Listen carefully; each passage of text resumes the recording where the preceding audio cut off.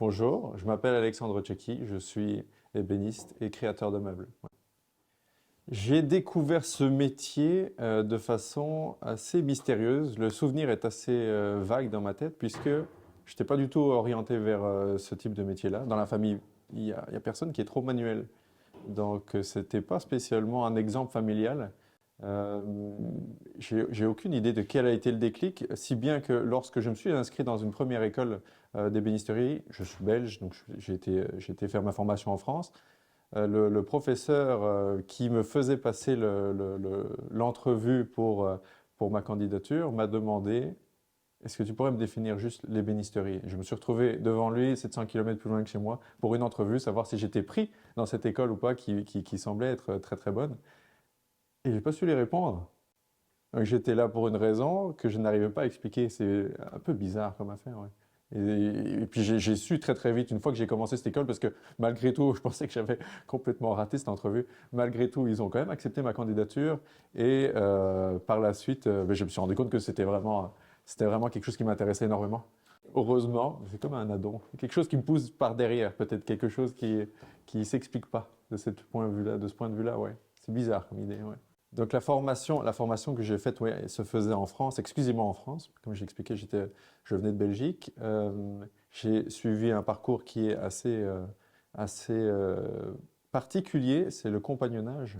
Le compagnonnage en France, compagnon du Tour de France, qui est une formation qui n'est pas particulièrement délimitée dans le temps, qui date du Moyen Âge, une formation qui est très très vieille, et qui a pour but de faire voyager pour apprendre le jeune dans son métier et de passer de maître en maître en fonction de son parcours. Il va aller d'une ville à une autre, euh, une ville par année, et donc une embauche par année pour apprendre le savoir-faire de telle ou telle embauche jusqu'à peaufiner un certain savoir-faire, accumuler les différentes expériences et les différents points de vue de chaque entreprise et chaque maître pour devenir à son tour compagnon du Tour de France. Une formation qui se termine dans mon cas après 6 ans. Ce n'est pas déterminé dans le temps puisque plusieurs personnes peuvent décider euh, en fonction de leur évolution personnelle dans ce type de formation, peuvent décider de prendre un peu plus de temps. Parfois, certains vont très très vite, ils apprennent plus vite, ils ont acquis les compétences pour être compagnons plus rapidement. Mais ça prend, on va dire, en moyenne ouais, 6 ans, 7 ans. Ouais. Oh, j'ai travaillé ouais, j'ai travaillé avec beaucoup de personnes. J'ai travaillé avec 7 ou 8 personnes en tout cas qui devaient être, je dirais, comme globalement des référents, des gens qui ont un œil plus avisé dans l'atelier sur la formation. Bien, c'est sûr qu'on va apprendre des techniques en fonction de ce que l'entreprise elle-même propose. Donc j'ai commencé dans le Jura, là où j'étais à l'école, mettons, et j'étais en stage en tant qu'apprenti dans une entreprise à Paris, à Fontenay-sous-Bois, où ils étaient spécialisés dans l'ébénisterie très haut de gamme, mais très contemporaine, très avant-gardiste. Et donc bon, ben, c'était des formes beaucoup plus épurées, mais des matériaux extraordinaires, euh, une délicatesse vraiment infinie. C'était des produits, je dirais, vraiment on touche la perfection. C'est des produits qui sont relativement simples d'un point de vue conceptuel, très compliqués à mettre en œuvre pour arriver à un tel état de finition. Donc là, évidemment, on apprend énormément de choses. Les matériaux sont très très coûteux souvent, et c'est souvent ça qu'on met en avant, hein, une façon de mettre en beauté un matériau en particulier. C'était vraiment une façon très intéressante. Je ne sais pas si c'était pas un peu dur pour débuter dans le métier. C'est tellement exigeant qu'il y avait une énorme nervosité dans cet atelier. Donc ça, c'était très intéressant. Par la suite, je suis parti à Annecy, là où on faisait plus de l'aménagement très haut de gamme, jusqu'à éventuellement du mobilier intégré dans des châteaux, etc. Beaucoup de noyers, de chênes cette année-là. Euh, Donc c'était toujours très intéressant. On passe vraiment d'un volet qui était ébénisterie, vraiment euh, l'objet vraiment très très bien fini, à de l'aménagement, quelque chose d'un peu plus grand, un peu plus large, un peu plus global. Aussi optimiser les volumes, hein, dans l'idée du mobilier intégré, c'est toujours ça. Comment est-ce qu'on peut optimiser au mieux le volume et donner une façade qui est évidemment très esthétique. C'était beaucoup plus traditionnel dans le travail, là. Par la suite, je suis allé à Orléans. Et là, j'ai travaillé dans une entreprise d'ébénisterie traditionnelle, vraiment du meuble français, essentiellement Louis XIV, Louis XV, Louis XVI, Louis-Philippe un petit peu, et un petit peu d'art déco aussi. Fabrication très artisanale, très manuelle, euh, très très très intéressante. Là, j'ai appris énormément de choses sur la technique de l'ébénisterie pure, l'ébénisterie à la française, hein, l'ébénisterie du XVIIIe siècle. Là, j'ai appris énormément de choses. C'était très rapide dans le setup. Les meubles sortaient très très vite. C'était vraiment bien optimisé pour une façon de travailler très à l'ancienne. C'est intéressant. Là, j'ai appris beaucoup de choses, vraiment. Puis je me suis dirigé vers Avignon par la suite. Et là, j'ai appris comment fonctionnaient les meubles provençaux à cet endroit-là, qui sont vraiment propres au sud de la France, au Midi, et qui ont développé, pareil aussi, je dirais au XVIIe, XVIIIe siècle, vraiment une gamme de meubles à eux, un petit peu, très intéressant aussi.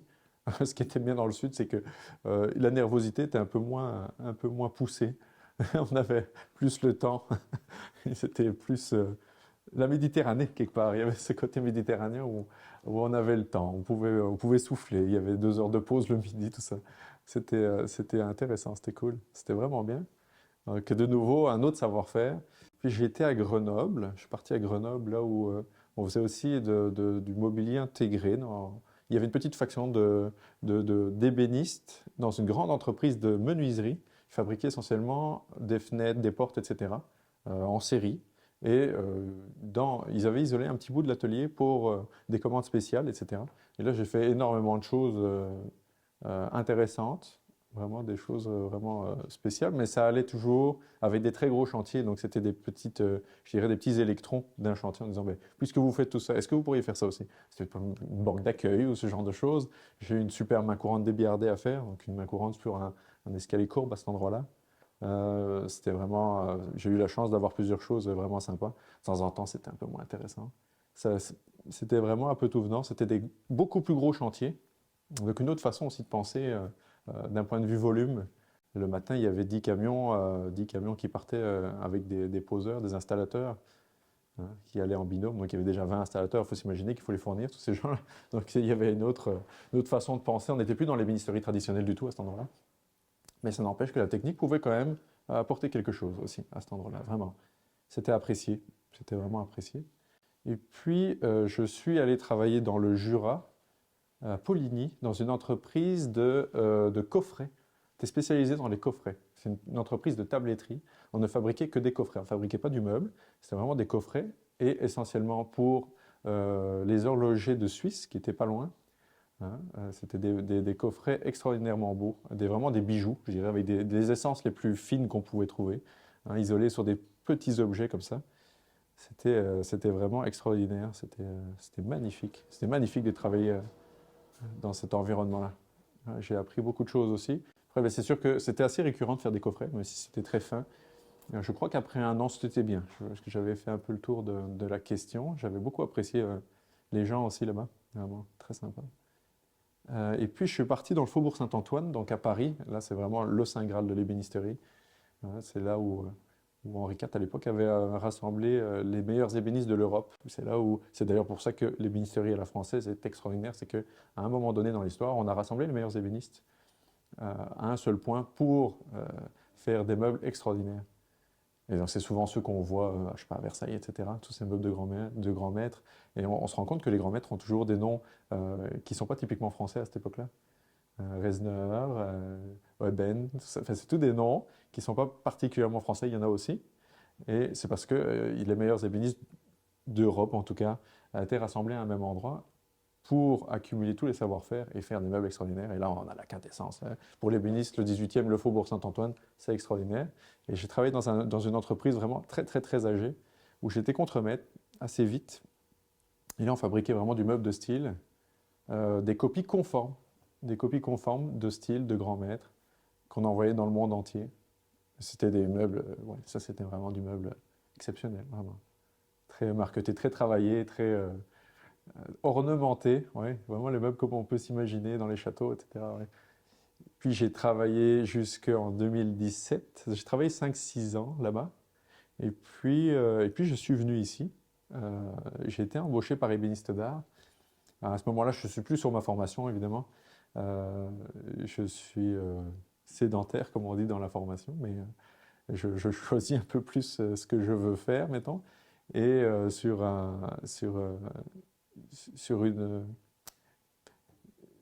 un coup de tête, on décide de déménager ici et puis de travailler ici à Saint-Bonaventure dans une entreprise qui s'appelle Ébéniste d'Art, donc ça tombait quand même bien.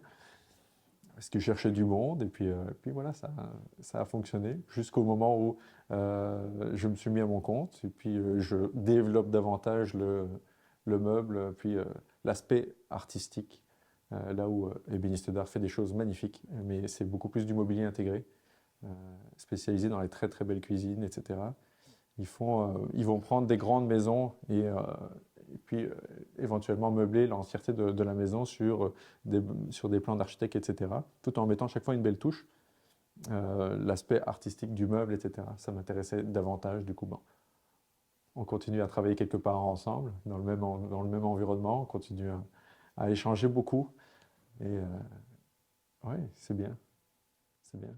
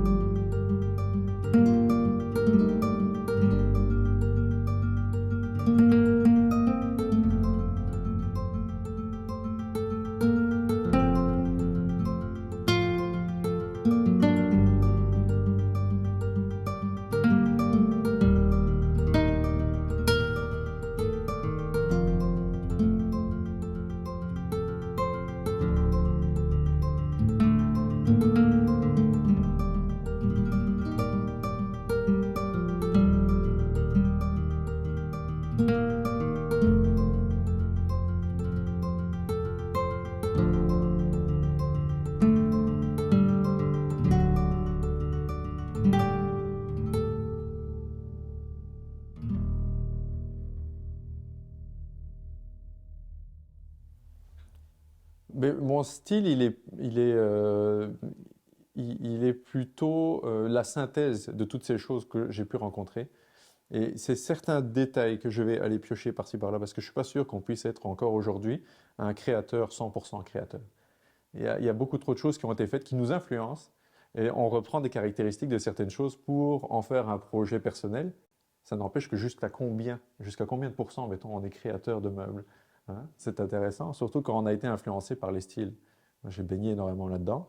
Euh, donc, mon style à moi, il est la synthèse de ce que j'estime être beau et quelle est éventuellement la prochaine étape de l'ébénisterie. De façon très humble, hein, mais 18e, 19e, 20e siècle, il y a une certaine continuité des choses dans le beau meuble, dans la beauté des choses. Euh, le- les courants passent, mais les valeurs sont quand même systématiquement les mêmes.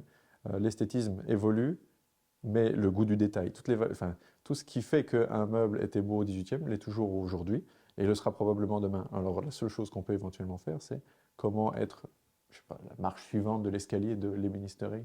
Et c'est ça un petit peu c'est un petit peu l'idée, parce que le style peut être parfois très contemporain, mais j'ai des clients qui vont éventuellement demander des choses qui se rapprochent du style, et on peut influencer l'avis du client vers quelque chose qu'on estime être beau. Ça reste quand même de la création, mais on est quand même influencé beaucoup par le style. Donc jusqu'à combien? On prend les ingrédients, on n'invente pas les ingrédients. Oui, bien écoute, oui, c'est vrai que je pense que quand même pour un grand cuisinier, il est nécessaire d'avoir les bons ingrédients pour faire un bon plat. Donc ben, on part évidemment avec la sélection des matériaux, dans mon cas, qui est très très importante parce que elle va avoir cette sélection va avoir un impact sur la durabilité du produit, du meuble en question. Hein. Si on choisit correctement ces matériaux, ce sera forcément plus durable, je pense. Et d'un point de vue esthétique aussi, évidemment. Moi, je travaille énormément avec du plaquage de bois précieux, qui me permet de faire une ossature en bois un peu moins noble et la replaquer à ma guise pour lui donner vraiment un aspect très esthétique. Donc après, c'est sûr qu'il y a énormément de bois précieux. Ils sont très très dispendieux. Il y a quand même un grand éventail encore. C'est certain que c'est des ressources qui s'amenuisent un petit peu comme un discours qu'on peut entendre régulièrement aujourd'hui sur cette planète. Il y en a de moins en moins, le prix augmente, c'est comme ça. Mais les beaux produits ont toujours coûté très cher. Et c'est certain que avoir la connaissance du bois précieux peut amener à faire évoluer énormément un projet dans son esthétisme, je pense vraiment. C'est avoir l'idée de, si je dessine ça, il faut qu'il soit dans tel bois. Par exemple, ici, on va parler de ces œuvres-là, c'est du palissandre, un type de palissandre, il se marie parfaitement avec ce projet-là. C'est tel bois avec telle caractéristique sur tel projet. Ça, c'est très intéressant, c'est très important. Ça n'est pas du tout la même chose avec un autre bois. Ça rend complètement différent. Oui. Bon, mais c'est sûr que le processus créatif naît toujours d'un besoin, je pense. Alors qu'il y a quelqu'un qui va apprécier éventuellement ma façon de travailler, va me contacter et me dire, mais j'aimerais bien que tu répondes à tel problème. On appelle ça un problème, ce qui n'en est pas vraiment un, mais on aurait toujours voulu, je sais pas, une bibliothèque, on a toujours voulu quelque chose, ou un bureau, ou une table à manger, ou quelque chose comme ça. Et toi, qu'est-ce que tu vois? Et toi, qu'est-ce que tu... Et là, ça, c'est vraiment très intéressant parce que alors, du coup, on peut se déplacer, voir l'environnement, etc. Et ça influence beaucoup le caractère des gens aussi. Le caractère des gens. Donc, il faut absolument qu'on se rende compte.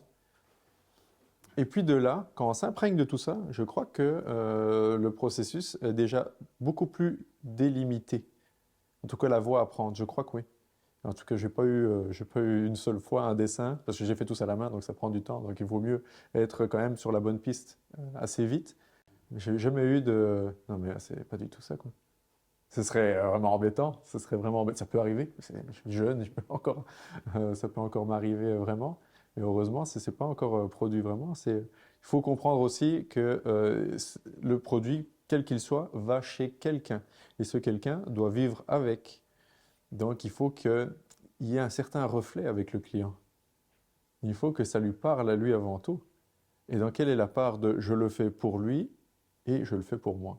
Et donc il y a ce beau compromis, je dirais, entre les deux. Et c'est ce qui permet aussi de diversifier énormément les choses, parce que la plupart des gens qui vont me contacter, c'est des gens qui ne trouvent pas chaussures à leurs pieds dans le commerce. C'est déjà des gens qui veulent des choses assez spécifiques. Et donc, pour ça, il faut avoir, je pense, une grande bibliothèque à proposer. Il ne faut pas se cantonner dans un style, le mien, je fais ça, machin. C'est, OK, on va aller chercher dans les caractéristiques, mettons des années 30. Là, j'ai un client qui aime beaucoup ça. Et comment est-ce qu'on peut faire entre le compromis de ben, les années 30, c'est passé, c'est défini. Hein, le style a été beaucoup travaillé avec des gens géniaux. Et comment le réapproprier éventuellement et comment le moderniser pour qu'il soit actuel aussi. Hein, comment est-ce qu'on peut actualiser aussi un meuble? Hein, parce que les besoins ont quelque peu changé. Il y a des meubles qui ont disparu, hein, notamment ceux de toilettes, etc. Euh, les petites dessertes pour écrire à la plume, etc. Bon, mais il y en a moins, hein. On en fabrique moins, c'est moins un besoin. Ok, mais les besoins aujourd'hui sont ceux-là. Donc si les designers, mettons des années 30, avaient dû se pencher sur la question de ça, comment est-ce qu'ils l'auraient, eux, résolu? Et ça, c'est intéressant. On peut se mettre un peu dans la peau de... Ça reste de la création, c'est sûr qu'il y a toujours ce compromis-là. Et donc on tourne un petit peu entre ces trois points-là. Qu'est-ce que le style exige auquel on ne peut pas trop déroger quand on est dans une époque assez concrète, hein? Qu'est-ce que le client veut et qu'est-ce que je suis capable de peaufiner moi là-dedans? Qu'est-ce qui me reste comme part de création pure? Et en fait, il y a toujours le compromis à faire pour que ça se passe bien et ça marche, ça fonctionne toujours. Donc, dans la matière première, entre ce que l'ébénisterie traditionnelle l'exige, qui était beaucoup de bois franc, etc., et puis aujourd'hui, les matériaux qui ont évolué, je pense qu'il faut parfois se tourner quand même vers l'évolution des matériaux parce qu'ils sont beaucoup plus stables et on a une différence hygrométrique, notamment au Québec, qui est très importante. Donc, l'hiver va être très sec, les choses vont sécher, tout le bois va sécher et donc se rétracter, c'est ce qui peut avoir aussi des effets assez vilains sur l'esthétisme d'un meuble, hein, parce qu'un joint de tiroir trop large ou de porte, etc., c'est pas très agréable. Et puis l'été, il va gonfler, il va se gorger d'eau, et là, parfois, on a le contre-problème, c'est-à-dire le tiroir qui ne s'ouvre plus, ou la porte qui ne s'ouvre plus non plus. Donc comment est-ce qu'on peut pallier à ça? Ben, c'est bien, des ingénieurs se sont posés les questions sur les matériaux, ont fait l'évolution de ça. Et donc toute cette partie-là peut, l'évolution des matériaux et notamment des panneaux, etc., qu'on voit beaucoup, euh, peut être traitée de façon traditionnelle. Ça, c'est intéressant. On peut toujours travailler de façon traditionnelle avec ces matériaux-là. Tout ce qui est façade, notamment les plaquages, etc., ça, c'est toujours très traditionnel. Ça, là-dessus, il n'y a pas beaucoup d'évolution. La marqueterie, etc., c'est toujours à peu près la même chose qu'à une certaine époque. Donc, on va dire que la coquille a changé un petit peu, mais ce qui l'embellit, ce qui va par-dessus, est resté assez traditionnel. Ouais. Donc, du coup, on a quand même le cachet un peu, je dirais, de l'ancien, ou en tout cas la qualité du travail à l'ancienne, tout en ayant un meuble qui est adapté d'un point de vue matériaux à son époque. Ça fait partie de la formation, donc on apprend beaucoup de nos maîtres, et puis l'engagement, c'est de retransmettre. Donc ça, c'est un devoir, mettons. Ça, il faut le faire. Ça a déjà été fait. J'ai déjà accueilli des jeunes ici, qu'on avait accueillis à l'époque au sein des bénistes d'art, parce qu'on y travaillait. C'était très intéressant, c'était vraiment très, très sympa. Et puis, à mon avis, ça va continuer à se faire, parce que la retransmission, comme je disais, c'est un devoir. Que ce soit par le biais de cette formation ou une autre, je crois il faut absolument. Parce que sinon, on perd beaucoup de choses et je crois que c'est très embêtant de perdre certains savoir-faire parce qu'ils ne sont jamais ils ne doivent pas se perdre parce qu'ils sont toujours en adéquation avec l'époque. Il y a toujours des choses qui sont adaptées à notre époque. Peu importe que ça ait été fait au XVIIIe siècle comme ça, il y a, mettons, 10 ou 15% du setup de l'époque qui va être encore très cohérent aujourd'hui. Et éventuellement qui peut être discuté et critiqué, mais ça nourrit la réflexion, au moins. Je vois que je ne manque pas de travail, donc il y a toujours une sensibilité à ça. Il y a quand même une grande sensibilité à certains savoir-faire. C'est toujours bon à prendre. Et c'est sûr que s'il y a du coup du travail là-dedans, il y a des raisons aussi de former quelqu'un à. Parce que si on est le dernier, si je suis le dernier, à quoi bon? Il vaut mieux pas embarquer quelqu'un là-dedans en disant je vais t'apprendre, ça va prendre longtemps, ça va prendre au moins 10 ans d'apprentissage pour se retrouver à finalement faire autre chose, sinon mourir de faim, c'est pas intéressant. Donc là, c'est éventuellement cohérent. Oui, il faudra vraiment retransmettre et avoir du monde.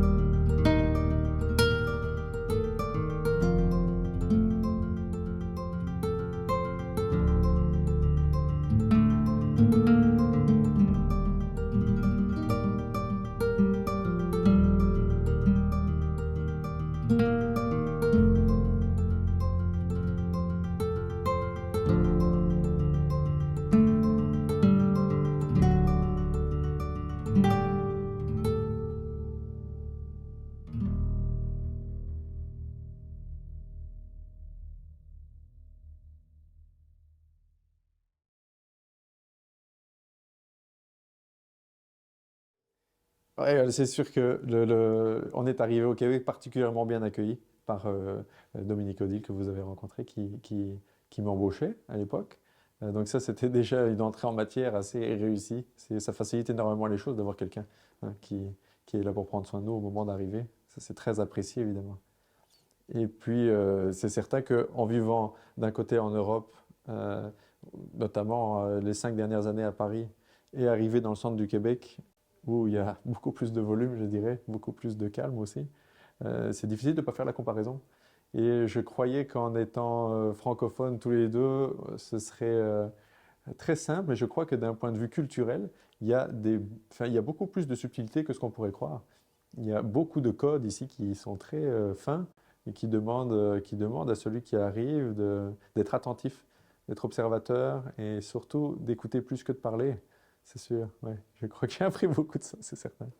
On, on voit que c'est une autre population avec une autre histoire, une autre culture, très belle culture.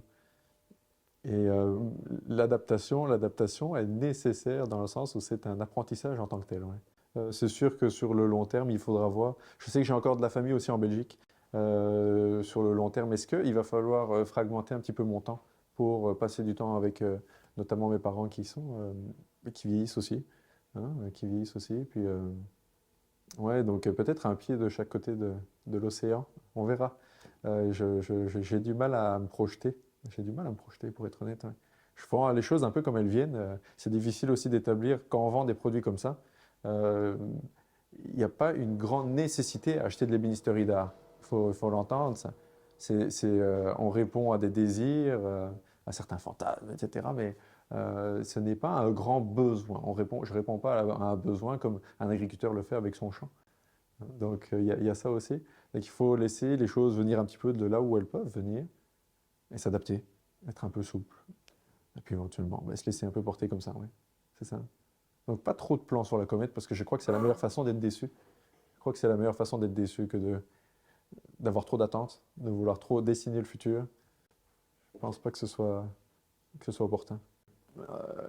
Je ne suis pas particulièrement de très gros projets à venir, en tout cas pour l'instant. Il y a des beaux ouvrages ouais, en attente sur une certaine liste. Ça va vraiment bien, je dirais. Ça va très bien. Des belles choses, vraiment des belles choses, avec des gens intéressants à côtoyer aussi. La relation avec les clients, c'est toujours très intéressant. Euh, c'est des gens mais qui partagent une certaine forme d'intimité, parce qu'on doit rentrer un petit peu vraiment dans leur univers jusqu'à un certain point pour répondre au mieux, euh, je dirais, à l'attente. Donc c'est toujours systématiquement une rencontre assez intime. Et ça, c'est très intéressant. Ça fait partie du métier. Et c'est une belle facette de ce métier-là, je dirais. Mais pour l'instant, rien de particulier, si ce n'est des beaux jours. Une belle vie. Hein. Pour l'instant, c'est ça.